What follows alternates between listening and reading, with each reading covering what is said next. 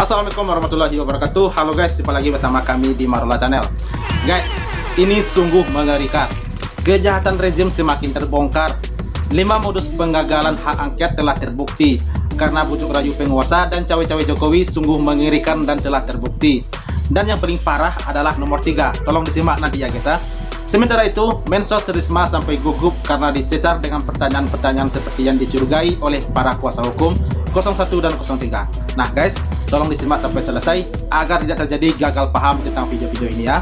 Nah, seperti apa videonya, mari kita saksikan. Let's go.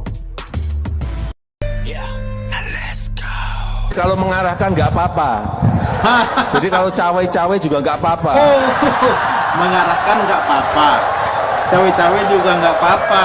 Nah, itu dia sendiri yang ngomong guys. Karena kan di keluarga kita sendiri kan. Karena dari keluarga kita sendiri. 5 modus operandi penggagalan hak angket tersebut. Nah, ini tolong dia disimak ini ya guys. 1.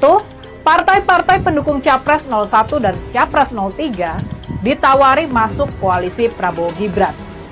Syaratnya, mereka tidak mendukung hak angket.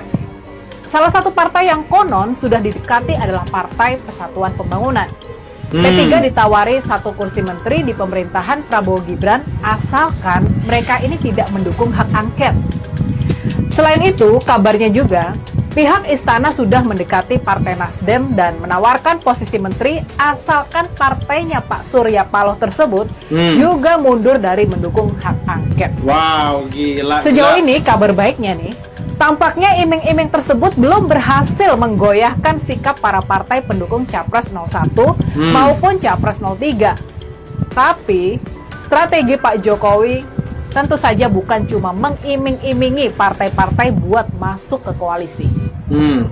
Strategi yang kedua, kabarnya ada utusan-utusan istana yang sudah mendekati para tokoh ulama untuk menolak hak angket. Para tokoh agama diajak buat bersama-sama menyerukan kepada para umatnya untuk tidak mendukung hak angket. Jadi mereka masuk ke semua Argumennya sektor ini guys. untuk mendinginkan suasana politik di tanah air. Dan yang ketiga, kabarnya ada beberapa petinggi partai politik pendukung hak angket yang diancam dengan kasus-kasus hukum. Mereka diancam. Ada kasus yang melibatkan mereka atau kerabat mereka bakal diproses kalau mereka ini tetap kukuh mendukung hak angket. Tentu saja ini tekanan yang benar-benar menakutkan. Iya, betul. Nah, yang keempat nih, seperti sudah pernah dibahas sebelumnya di acara ini, Partai Kebangkitan Bangsa kabarnya bakal diambil alih dari tangan Cak Imin dari kepemimpinan Cak Muhaimin Iskandar. Ini akan dilakukan kalau PKB terus nekat mendukung hak angket. Dan yang terakhir, nah ini juga yang menarik, yang kelima nih, konon Mas Ganjar Pranowo sampai-sampai ditawari jabatan menteri di kabinet Prabowo Gibran asalkan dia mundur dari mendorong hak angket. Wow, gila. Konon jabatan menteri yang ditawarkan juga cukup mentereng, yaitu Menteri Dalam Negeri. Iya, berarti itu tawaran-tawaran maut itu ya, gila. Wow, ini luar biasa. Itulah yang namanya politik ya guys. Dari Bappenas. Jadi bukan kami Pak. Sejak 2021 kami tidak menyalurkan dalam bentuk natura atau barang. Terima kasih. Sebelum Ibu jadi Menteri Sosial, apakah sudah ada program bantuan pangan beras? Ada Bapak. Waktu itu yang menyalurkan siapa? Dulu Kementerian Sosial Bapak. Oke, terus habis setelah Ibu jadi Menteri digeser ke Kepala Badan Bukan Pangan Bapak. Nasional. Mungkin Gimana? saya perlu jelaskan. Ya, itu perlu dijelaskan supaya clear.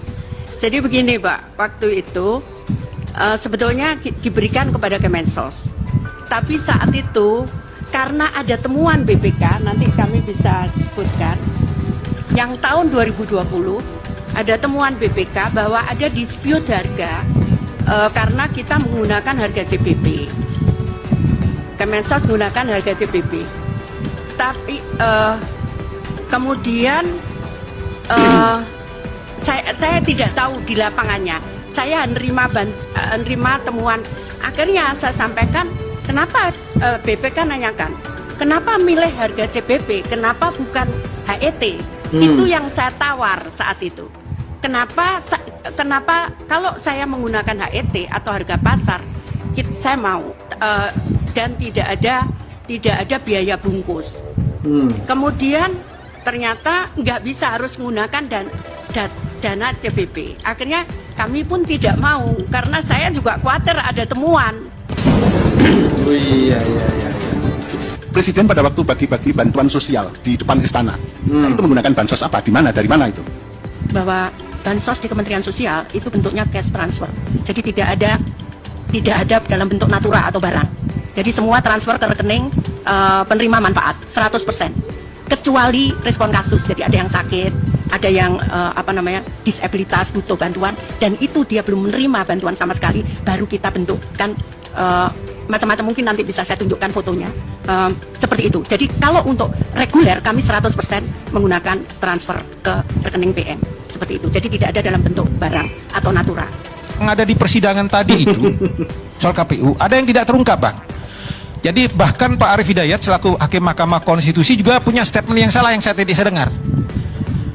Kalau memang perhitungan manual yang menentukan, ngapain kita ngomongin Sirekap? Oh, salah besar.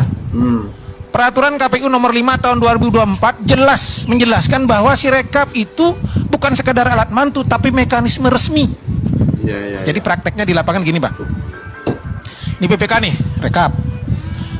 Kalau dia mau merekap hasil di TPS, meng-cross check, maka di lapangan itu kan yang kemudian kita bisa akses itu C1 plano itu sudah ditembak-tembak dulu, sudah difoto-foto, masuklah dia terkompilasi dalam Sirekap. Nanti begitu di kecamatan, begitu dia pleno, ketua PPK-nya buka Sirekap, gitu ya, buka Sirekap, dicocokkan Sirekapnya dengan C1 segala macam. Nanti di kabupaten juga sama. Jadi ini bukan alat bantu lagi, dia memang membantu. Tetapi ketika nanti dia menjadi formulir manual, itu ngeprintnya dari data ini, Bang. Nah, ini nyata. Saya kebetulan di internal partai kemarin itu menangani 2 orang. Praktek jahatnya gimana? Kalau di kecamatan nih, C1 benar. Begitu kemudian ditampilkan di Sirekap, C1 10. Oke, cocok. Nanti kan ada akumulasi angka dia. Dari seluruh TPS, apalagi Cawang banyak sekali tuh, sampai 250 TPS, ketemulah satu calon. Saya kalau kita bicara caleg ini dulu, pemilu presiden, dapat suara 2.500. Masing-masing orang ketika per TPS cocok dia. Tapi begitu dimunculkan dalam bentuk akumulasi angka jumlah total 2.500 itu bisa jadi 3.000, Bang. Karena apa? Karena yang jahat itu yang pegang akses, operatornya, orang di dalam. Dan ini terjadi di beberapa kasus yang saya tangani sekarang. Yang jahat itu dia yang upah itu, angka itu. Ini kalau orang nggak ngeh, kan lewat ini barang. Maka inilah yang terjadi dalam sekarang ini yang akan ditangani MK maupun Mahkamah Partai, kasus-kasus internal, karena diubahnya di situ. Nah, saya khawatirnya pemilu presiden itu saksi segala macam, nggak ada urusan itu sama siapa yang menang yang kalah, loh. Jadi ikatan emosionalnya agak rendah. Saya belum mendapatkan data, tapi kalau pemilu legislatif saya berani mengatakan ada banyak data soal itu. Jangan sampai di pemilu presiden karena akumulasi ikatan emosional sangat rendah punya potensi terjadi seperti itu. Harusnya pasangan calon 1, 2, 3 saya tidak mengatakan siapa yang dirugikan, semua bisa dirugikan tergantung basisnya. Harusnya dapat 1.000, dia ubah jadi 1.200, orang nggak. Karena muncul misalnya ini poin yang pertama ketika bicara soal Sirekap. Jadi Sirekap itu maka statement saya terbukti kemarin kan sempat di take down itu. Kenapa dia di take down? Kalau dia manual, kan harusnya jalan terus. Kenapa harus di take down? Ya karena dia alat utama. Makanya dia berhenti otomatis begitu di take down karena nggak punya data untuk diplenukan di kecamatan. Itu yang pertama. Yang kedua, ketika berbicara soal persyaratan calon presiden, saya sejak putusan MK 90 keluar itu sebetulnya pikiran saya sudah agak galau. Dari beberapa talkshow di beberapa TV, saya sudah, ini gawat ini, pasti rame ini. Karena saya sudah melihat kecenderungan sebagai mantan KPU ini nggak bisa dieksekusi, tapi suasana politiknya sangat kental. Jadi waktu itu saya tidak memperdebatkan bagaimana proses yang gaduh di MK itu sampai 90, tapi itu persoalan lain. Tapi persoalan yang sebagai mantan komisioner yang saya kira ini putusan 90 harus dieksekusi, ada persoalan politik di situ bagi sebagai komisioner waktu saya